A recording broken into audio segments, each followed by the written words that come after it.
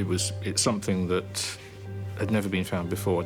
It's almost like it had no right to exist. It shouldn't exist. It shouldn't survive. A find like this, which has survived miraculously, gives a sense of almost awe.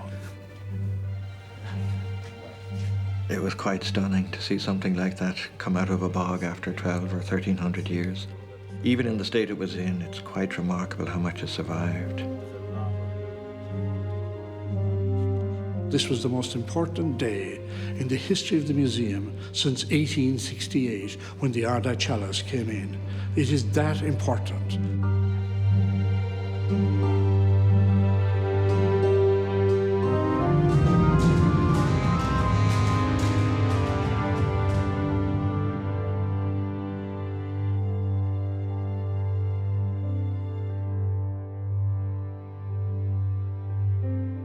The unique find in the bog at Fadden Moor was a book of Psalms, a psalter, dating back to the golden age of Irish monasticism. A psalter is, in many respects, the fundamental prayer book of Christianity. But the Fadden Moor psalter would prove to be more than an ancient prayer book. This unsettling fusion of sacred scripture and earthly landscape would reveal a potent mystery that would ask many questions, some that would go to the very core of early Irish history. Of course, the first thing was to find out, well, what is this? What does it say? And seeing the immortal letters, the Valley of Tears, and very, very quickly, so they realised that at least that part that could be read was actually one of the Psalms, and then we tweaked what the actual text was. We've lost so much of the past. We always do. So any book that's that old is a discovery of major proportions. In its small way, it's not unlike the discovery of the Dead Sea Scrolls.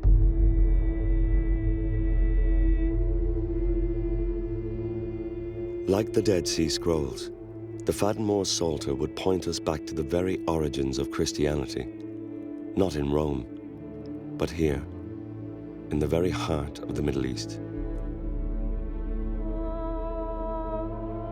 There has always been considerable mystery surrounding the origins of Irish Christianity. Unlike most of the rest of Western Europe, the early Irish Church was monastic in structure, and strangely, seemed to draw inspiration from the Desert Fathers in Egypt. For it was here, in the 3rd century, that St. Anthony followed the example of Jesus and walked out into the desert wilderness. Why St. Anthony came here in the desert? Because he was looking for a quiet place. And the only place which there is nothing there is the desert. You can hear yourself, you can hear your inside, you can hear God.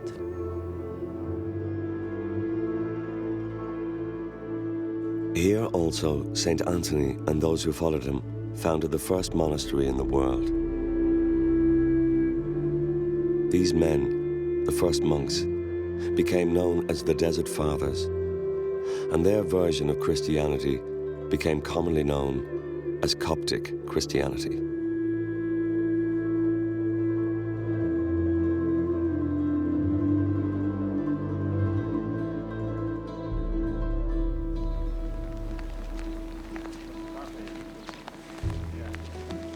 But it was a long way from the Egyptian deserts, deep in the Irish Midlands, that the Fadden Moor Psalter was found.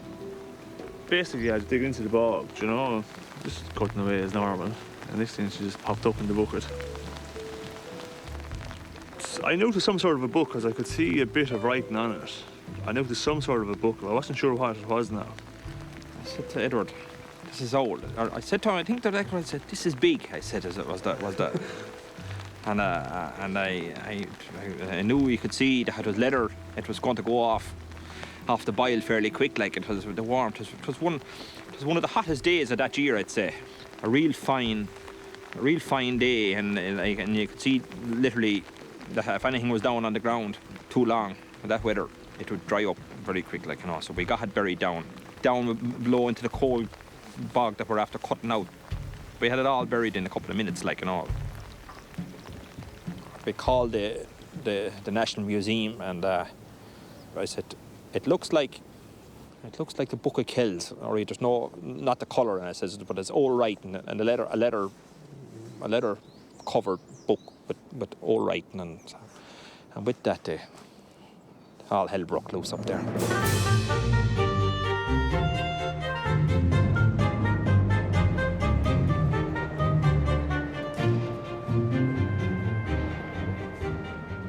I immediately thought it was a leg pole because that was an old standard leg pole. I actually pulled it on the head of conservation once. I phoned them up on a Friday and said somebody's just found a waterlogged book beside a crannog.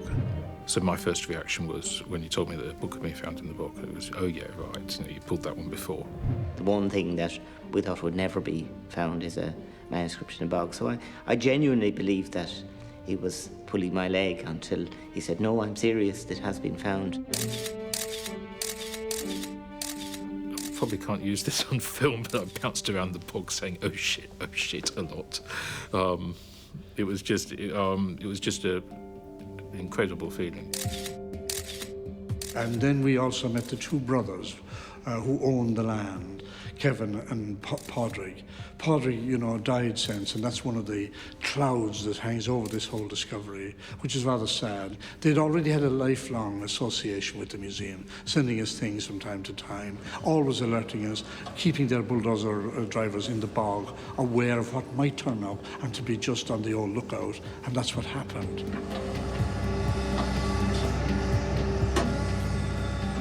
We would reckon in the region of 2 meters. Getting near. Yeah. Could be bits. Look, you want now? We could. There's a piece of it there now.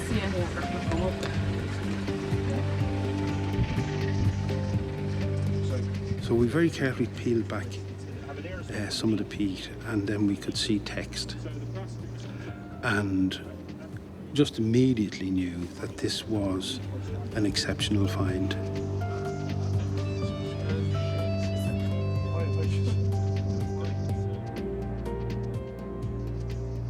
We knew immediately we had a find of world importance, not just in the archaeological record, because nothing like this had ever survived before, so this was a new experience, but we knew from what it was and what it meant in its own time that this was the most fortuitous survival.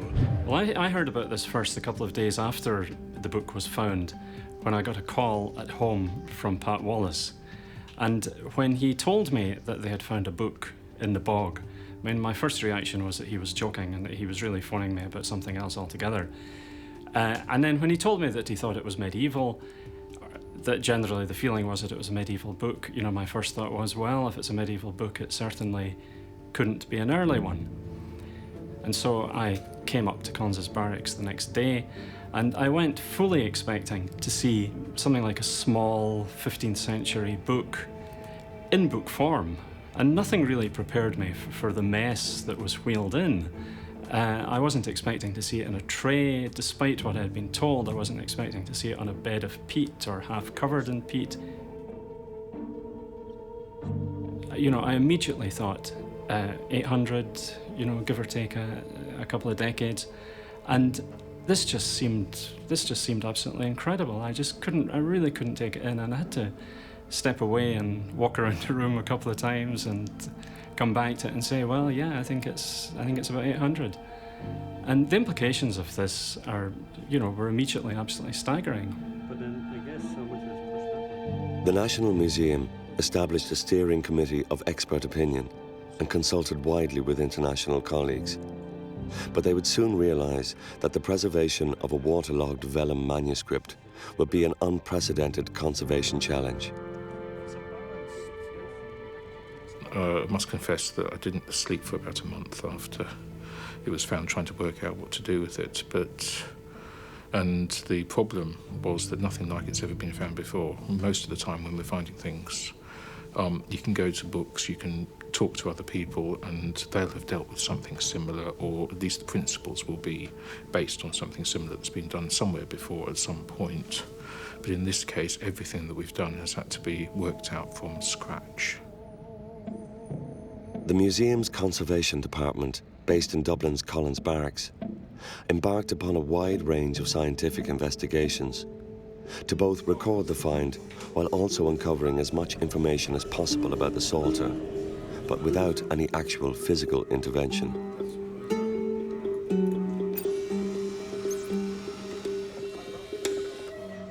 It gives you this very, very fine. How many? Cross. Sure.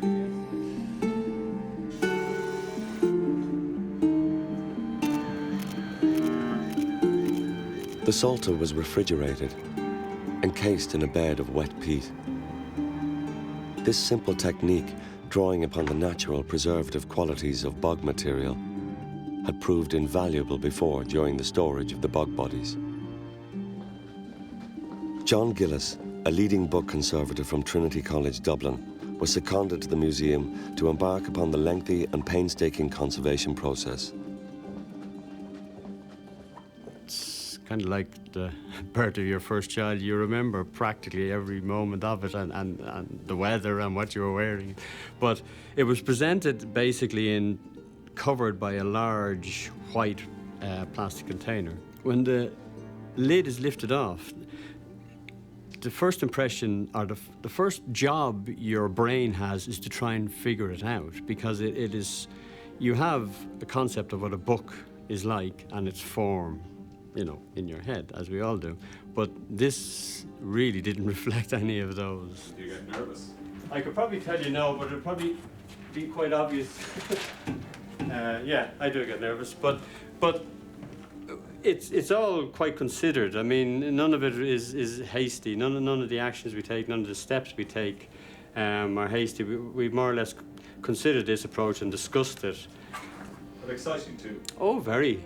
I mean, it's really fascinating, because anything can be here. We don't know. We could lift this bag up and find more illumination, find the elusive signature. We just don't know. And that's what makes every stage of this really exciting. And in the world of manuscripts, anyway, there is nothing I can think of that matches it from the point of view of the amount of unknown factors involved in it, you know. Seems fairly clear. Design and peat, is it? Yeah, seems to be. As the work has gone on, my main preoccupation has been to identify the text, to make sure that we are still dealing with the Psalter, that every piece of text uncovered can be linked to the Psalter, that it is from Psalms.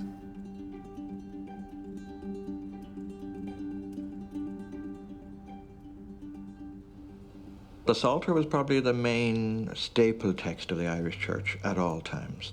From the very first moment when a young oblate, a young recruit to the Church had been brought in, if they were to be educated in the ways of the Church, the liturgy, the Mass, the prayers and that kind of thing, one of the first things they would have been taught was the Psalms. But they would have been taught the Psalms orally. They would have been taught to recite the Psalms as a chant, as an oral phenomenon. That then would have provided the introduction to how to learn to read and write, because you know the text, and therefore when you see it written in front of you, you have an introduction to the use of Latin letter writing. From what we can gather, you know, learning your Psalms was for going to school, so I presume that one of the first things you wrote out, first complete text you wrote, was a psalm book, and that became your personal prayer book for the rest of your days.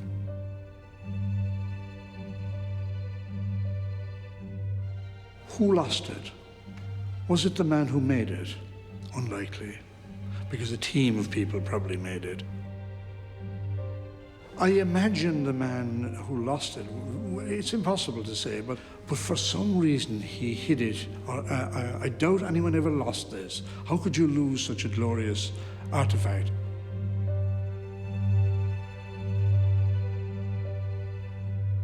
The excavation and the investigation which we undertook on site indicates that the book was actually inserted into the bog on its spine, so it was pressed down into the peat like that.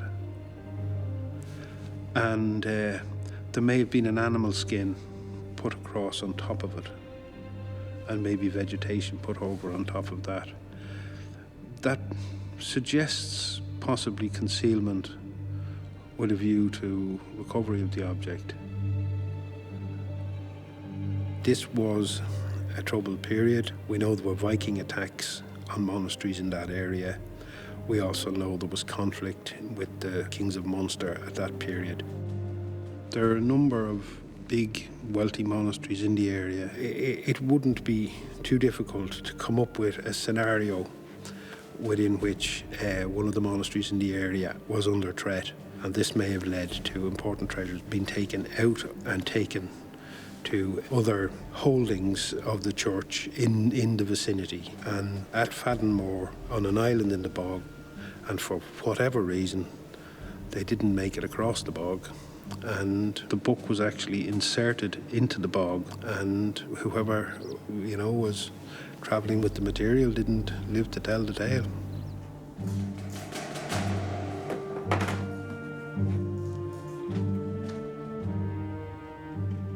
It's a direct connection to the past. You're looking at, when you see the written word on the page, you're looking at the individual that put it there. When you see a small piece of illumination, you're looking at the artist that put it there.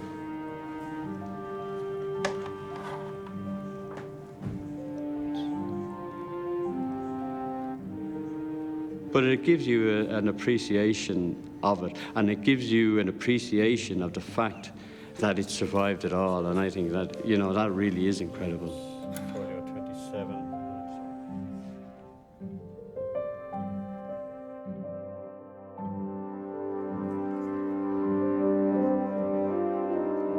In Ireland, books have always been revered. Arguably, the great Irish illuminated manuscripts are the country's most important legacy to the world.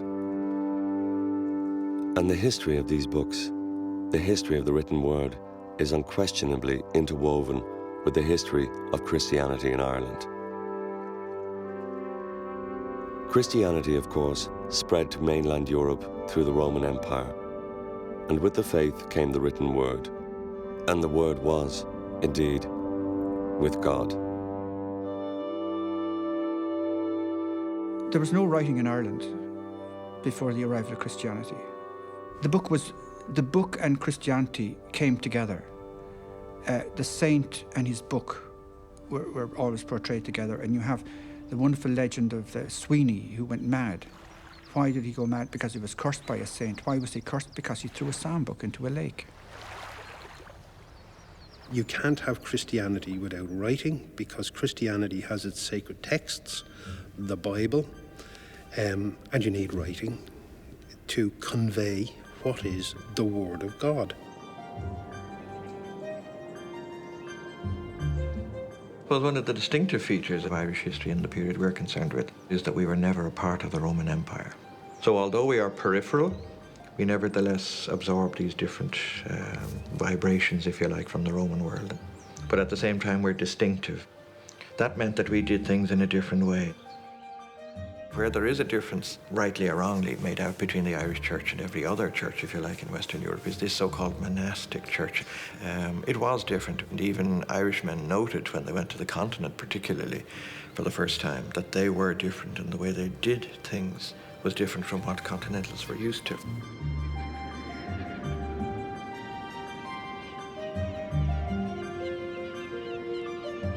This monasticism was a distinctive and defining feature of the Irish Church at this time, and distinguished it from other Christian churches in Europe. While there is no written evidence, it appears that the Irish monks took their inspiration from the stories of the early Desert Fathers. There was something about Ireland being remote, and parts of even within the island being even more remote, and the tradition of going to a remote place. And I think that's the explanation of places like the Skellig and so on, that people wanted to be more remote. There was a fascination with the early fathers, and certainly they knew all about these great desert fathers and were devoted to them. And they often talk of their desert being the ocean.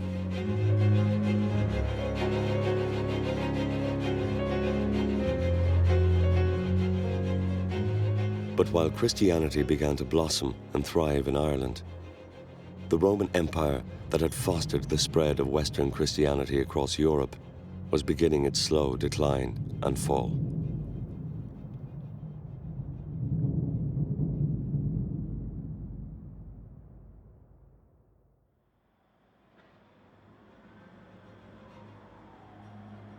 Back in Dublin, the lengthy and intensive cleaning and drying of the page fragments was the focus of John Gillis's work over the next 2 years. One of the main aspects of the work is the cleaning process. Often the fragment is carrying a lot of seed pods, bog material, all sorts of debris.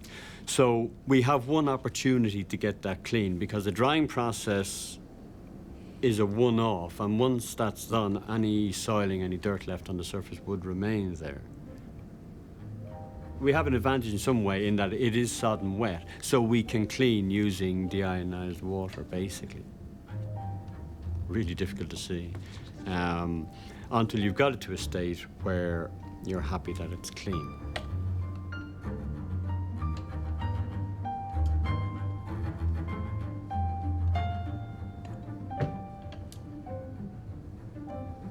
Extensive tests were carried out to discover the best methods of preserving the precious fragments without using chemicals and also crucially avoiding any shrinkage of the priceless vellum.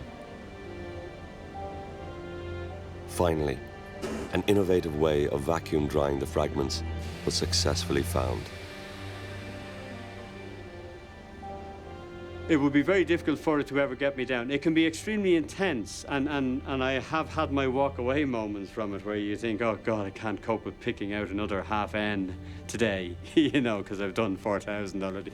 But you just know the next day it's going to give you something back in return, and it's been like that all the way through.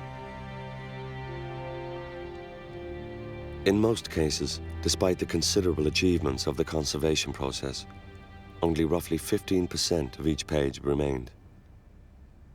One page, however, remains almost completely intact.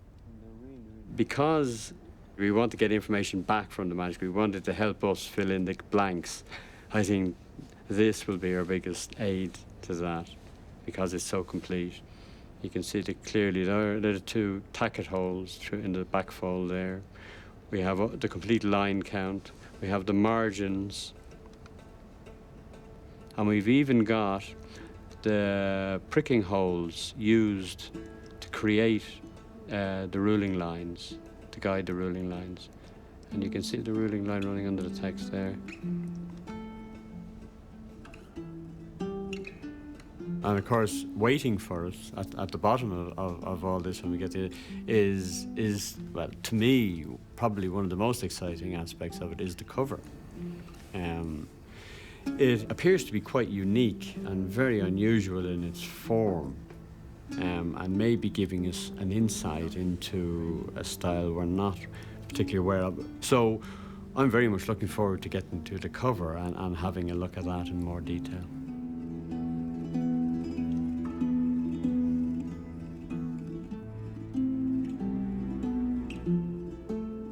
As Irish scribes began to learn and copy the great classics of modern civilization, they would have had little sense that that civilization was already under threat of extinction. The so-called fall of Rome was less of a sudden fall and more a slow disintegration over 3 centuries. But by September 476, the barbarians were well and truly at the gates. Waves upon waves of Germanic invasions descending from northern Europe had eaten away at the fabric of Roman civilization, and with it the Christian faith that had fostered learning and literacy. The Irish, I suppose you could almost say, are cushioned from this, because the Roman Empire, the collapse of the Roman Empire, stops at the Irish Sea. The barbarians don't come here any more than the Roman legions before them. There is no Anglo-Saxon invasion of Ireland in the 4th, 5th century. So we are left to our own devices, and therefore we evolve in a relatively undisturbed kind of way.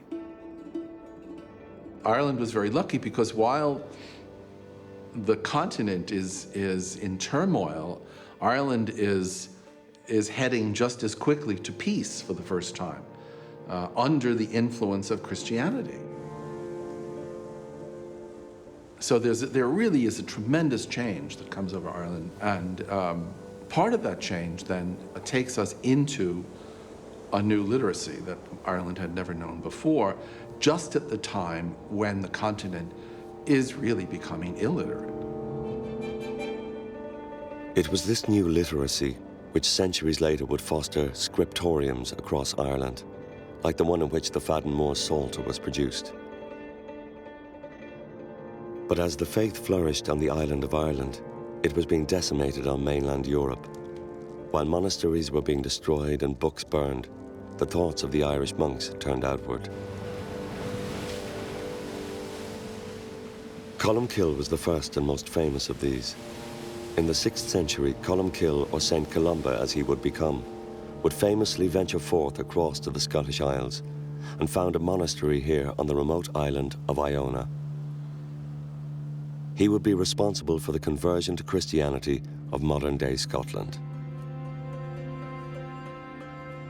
Nobody in the Roman Christian Italian Vatican world would have said, well, really, we should be sending out these SWAT teams to bring Christianity to all and sundry out there in the jungle. So from that point of view, the Irish are unique in wanting to bring the gospel. Why that is the case, it has been suggested that you've had up to 2 centuries of Christianity in Ireland, and the argument is that Christianity by that stage had become comfortable. Too comfortable for people like Columkilla, the man who went to Iona, and maybe he thought, look, to fulfill myself as a Christian, I just have to go somewhere else. I have to try this somewhere else. Columkill was to the fore of a pilgrim movement of Irish monks leaving Ireland. These monks brought with them the art of scholarship and penmanship, and they began to scrupulously copy and illuminate the great stories of Western civilization, the Latin and Greek classics, and of course, the Gospels.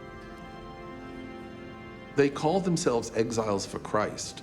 So they soon enough, they're showing up in parts of Britain and then France, and then they just keep going further and further. Like Columkill earlier, Irish Christian monks continue to bring the torch of learning back to a Europe devastated by war and destruction during the collapse of the Roman Empire.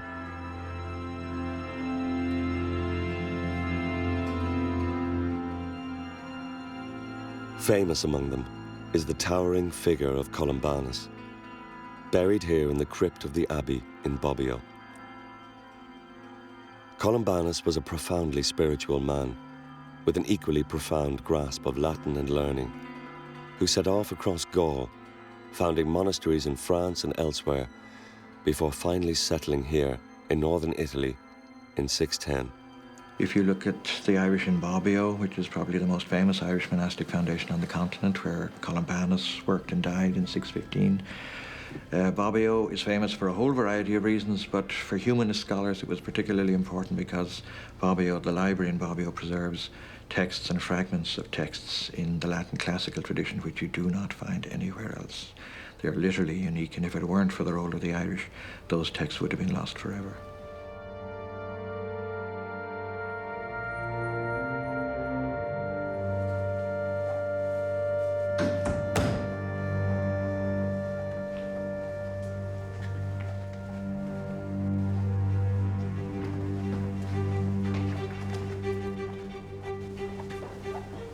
Finally, having removed and cleaned most of the fragments of the manuscript, John Gillis faced the difficult task of detaching the opening page, Psalm 1, from the inside of the leather cover.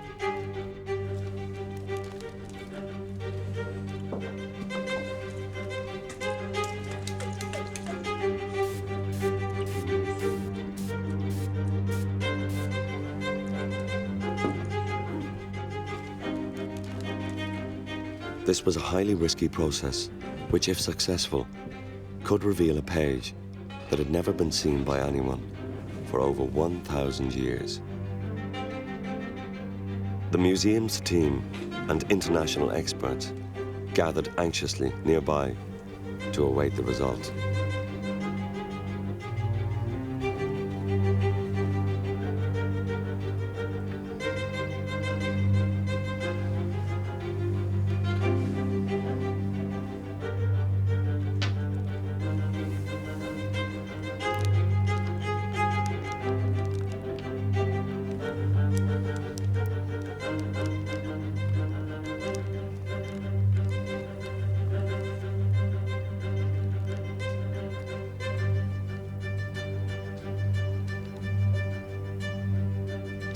Finally, John Gillis revealed the opening illustrations of the Psalm book, the illuminated decoration of Psalm 1. Well done. Is it what you expected, John? It's, it is, it's incredible. It's absolutely amazing. There's a lot of deterioration, but there seems to be enough surviving that it'd be... Hi, John. Hi, how are you? It's in the bottom of it. Well done, George. God, well done, lads. Well done. I'd say this is That's going to look a lot better magnificent. when it's That's cleaned much up. more than we thought was there. Wow. Does it look there? What psalm is it, or what? That's the one. That's one. This is the The beginning. opening is the beginning. one, yeah. You know. John, there's more there than you expected, isn't there? That's what caught me by surprise. That's what kind of caught me up. See, what's this here? There's a lot more. Huge job. But as the museum reflected on the wonder of the Psalter and its illuminations, little did they know that the most important and surprising revelation was still to come.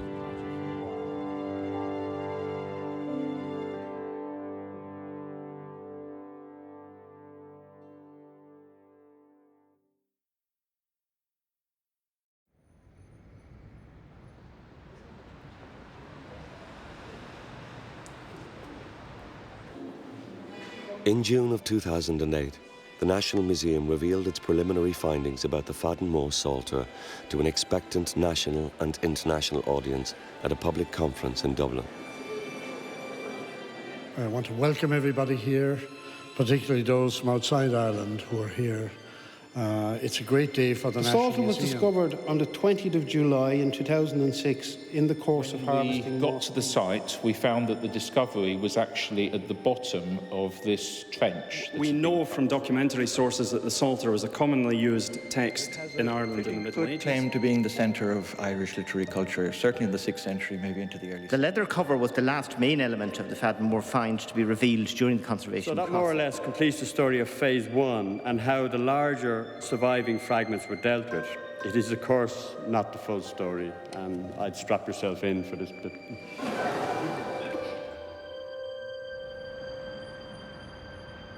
The work of cleaning and conserving the fragments of the manuscript now complete, Conservator John Gillis's attention now returned to the leather cover in which the Psalter was found. Well, basically, we have removed all the excess water because it was obviously waterlogged while it was in the bog. So we've taken it from that wet state to a dry and stable state. It's a very satisfying aspect of the project for me personally, I have to say, because as you say, we now have a three-dimensional structure, and the book is a three-dimensional object. We were hopeful that we would be able to create the book form with at least with the cover. From an early point, the leather structure of the cover had begged questions of the museum's team of experts. Its unusual style was Coptic in design, suggesting perhaps an Egyptian influence.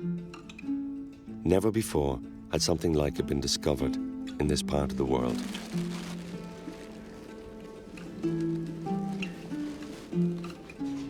As I learned to be a conservator, you learn to respect this material because of the amount of effort and the simple logistics of pulling what was required to produce a manuscript like this. You realize that it meant so much to these people. You know, it was of huge importance and played a very important role. And that in itself gives it a sense of spirituality for me, you know.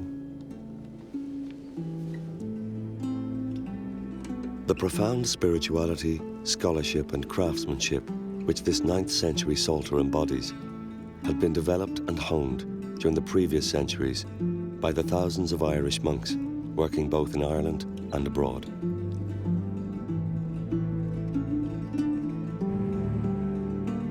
One of those Irish monks, bringing Christianity and its writings back into Europe, was a disciple of Columbanus.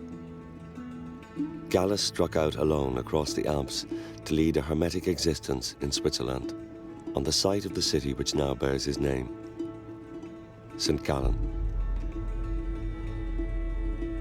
They go out into the big wide world, as it were. They go in search of texts which they'd never seen before.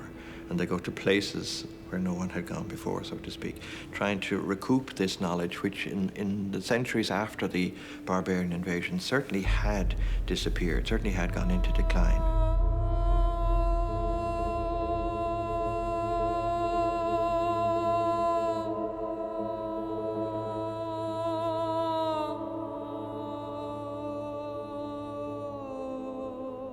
The idea that the Irish saved civilization, the title of a famous book, and that the Irish kept alive this torch of learning and knowledge and erudition is not altogether fanciful. It can be overblown, obviously, but the Irish actually managed to get their hands on texts that nobody else seems to have been reading at the time. And that's what gives us the impression of the Irish as being the keepers of the flame.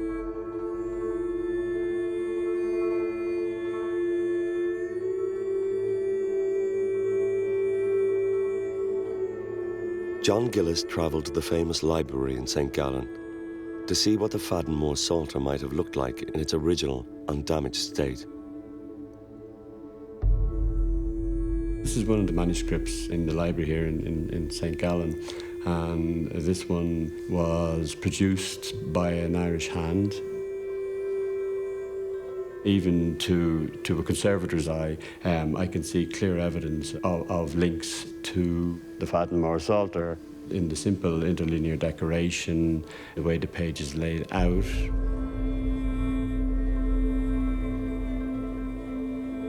When you look at that, is there a tiny bit of you that wishes that there was a little more of the Fadden More Psalter left? Yes, that's actually very much the case. Because you get a sense of when you're working with it, when you're handling it, of what it was. And coming and looking at manuscripts like this give you an even clearer sense of what it was. So, yes, you would have wished for more. It would have been nice, yes.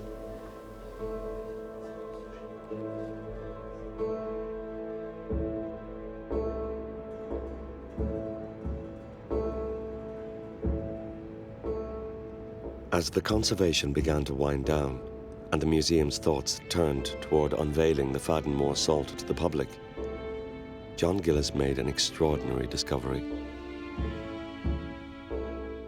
After the process of drying the leather cover, there was a normal, what we'd call second stage cleaning. And as I was removing remaining debris, I noticed a consistent material which seemed adhered quite well to the surface of the actual leather. And the more I scanned the inside of the cover, the more of the material I could see. But what did, as I say, draw to my attention to it was the fact that, one, it was consistently apparent over the surface of the cover, and secondly, it had this very manufactured look to it.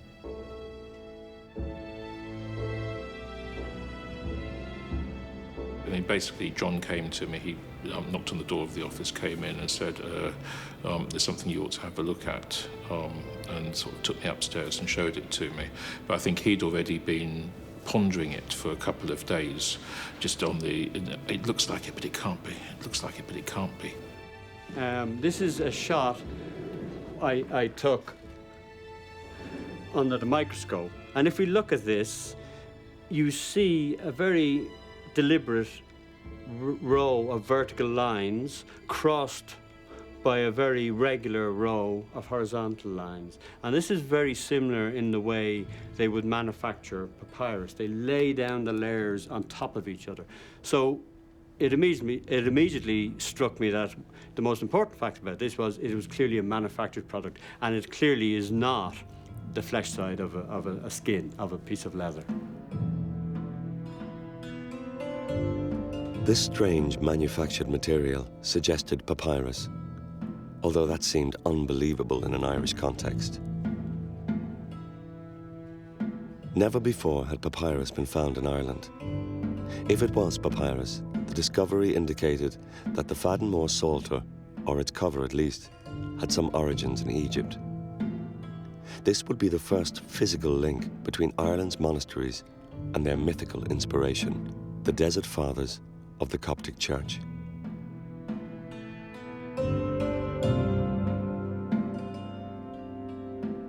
In order to confirm the truth of their findings, minute samples were taken to the British Museum in London. It's known in Egypt that books like this, that the covers of books like this were lined with papyrus. But we have no evidence of any sort otherwise that this was happening in Ireland. We don't know at this date if it's papyrus or if it's something else, but there is something there, and it may just provide the kind of evidence that we're looking for.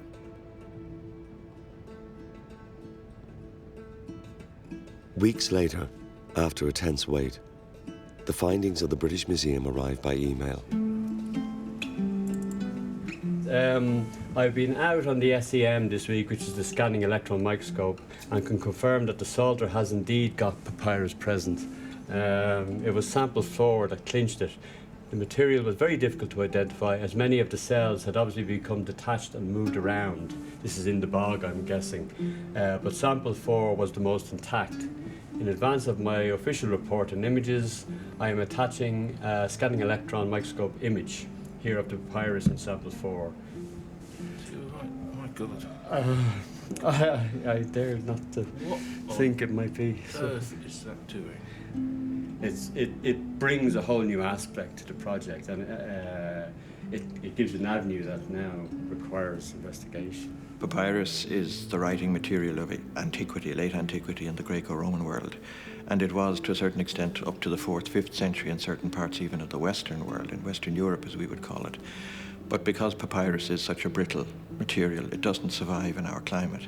And everybody in the Irish Church, anybody who's ever done anything or written anything about the Irish Church would tell you, if there's one categorical statement you can make, there is no papyrus in Ireland. So for us, it really is a profound shock. It's something that we wouldn't have expected. Whatever else we might have wished for coming out of the bog, and all kinds of things come to mind, a papyrus page or a fragment of papyrus is something that really poses more problems than answers.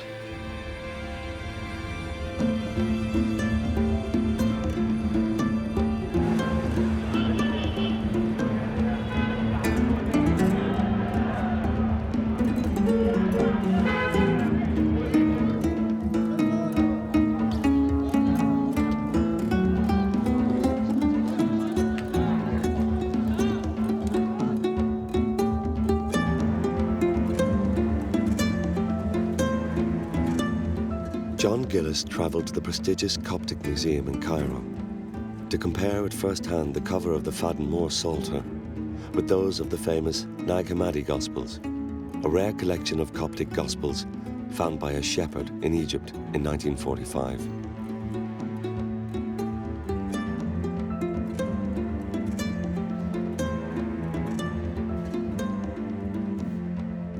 The Egyptian Department of Antiquities granted John Gillis rare direct access to analyse the Nag Hammadi covers close up.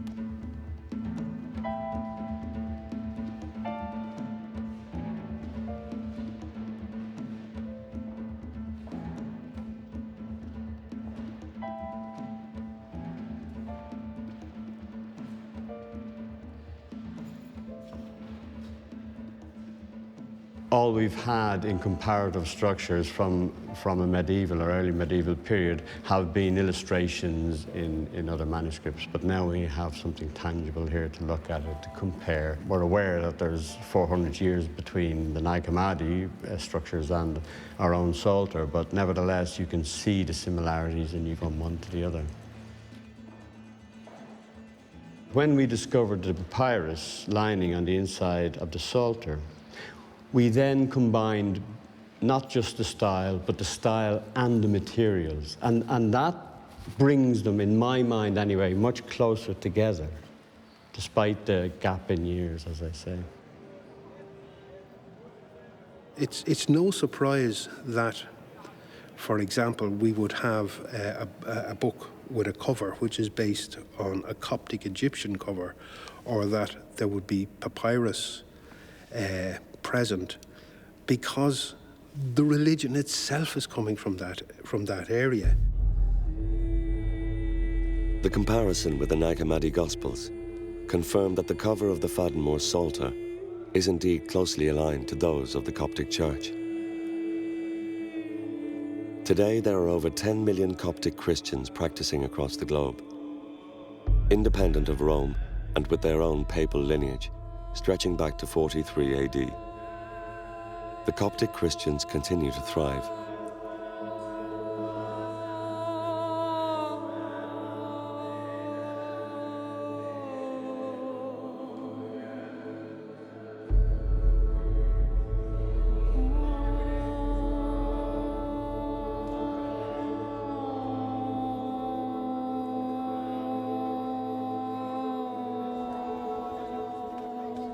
It shouldn't come as a surprise, but it did. It kind of overwhelmed us. There was an awe moment there when we discovered here is tangible link with the monastic church of Egypt. That's of major importance. It's not an exaggeration to say it. It adds a whole new chapter to what we know about the Irish church in this period, and it provides a milestone along the route which is part and parcel of our early history.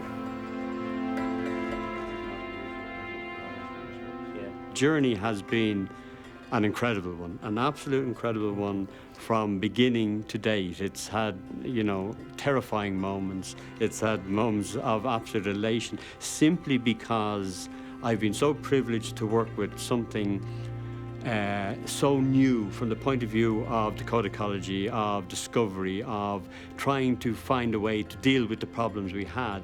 But through it all, through all the kind of arduous periods and the very difficult periods, it kept on giving us information, and that was kind of what drove you forward with it all the time. You knew it was releasing this new and exciting information to us, and it was only a matter of extracting it.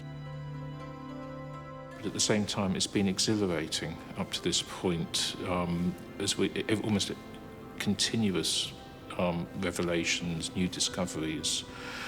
So for that to draw to a close is a shame and something I just feel slightly sad about.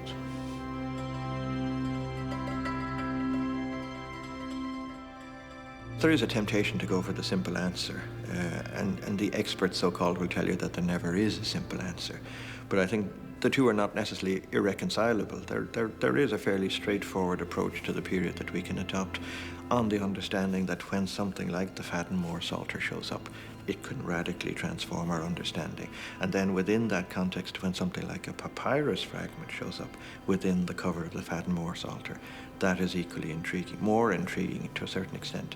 And on that basis, we don't necessarily discard everything that we knew on the basis of every new discovery. We add it together. It's a jigsaw puzzle after all, and we have to be humble enough to admit that we don't know the whole story, and we have to be sensible enough to admit that when we do find something new, that it can add to our picture and add to our understanding, and that the whole process is a process of discovery. If we don't know anything about our past, we are orphans, cast out upon the world without any notion of where we came from or who preceded us. We don't know our own names if we don't know our past. The Fadenmore Psalter is by any standards a remarkable find, proving once again that our knowledge of the past is constantly unfolding in the future. As it takes its rightful place alongside the Book of Kells, the Book of Durrow, and the other small number of rare illuminated Irish manuscripts, it reminds us that Christianity stems from the Middle East, not Rome. That the early Irish world was part of a far wider world than we have come to believe.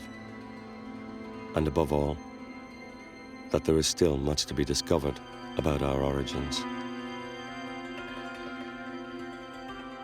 Many questions remain. How did the mysterious papyrus find its way to Ireland? Is this a one-off discovery, or does it form part of a wider, hitherto unknown trend? And is it really possible that the origins of Irish Christianity could actually owe more to the Coptic Church than that of Roman Catholicism? And finally, what other treasures remain hidden deep within the bog?